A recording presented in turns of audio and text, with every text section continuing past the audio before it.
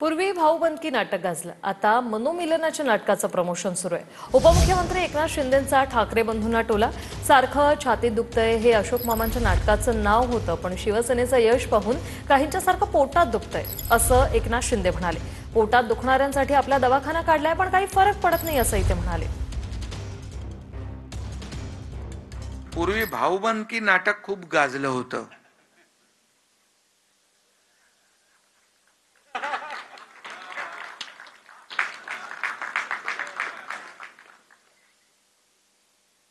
आता मनोमिलनाच्या नाटकाचं जोरदार प्रमोशन सुरू आहे. ठीक आहे, जाऊ द्या, चांगलं आहे, चांगलं आहे. राजकारणामध्ये राजकारण नाही, आज आता आपलं निव्वळ नाट्य मंदिराचंच कार्यक्रम आहे. अशोक मामांचं एक नाटक खूप भारी होतं. त्या नाटकाचं नाव होतं सारखं छातीत दुखतंय.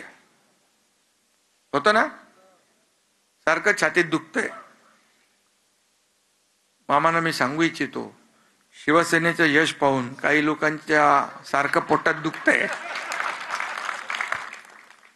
पण त्यांच्यासाठी हिंदुहृदय सम्राट बाळासाहेब ठाकरे आपला दवाखाना मी काढला, मुंबईत, शहरात, सगळीकडे, राज्यभर.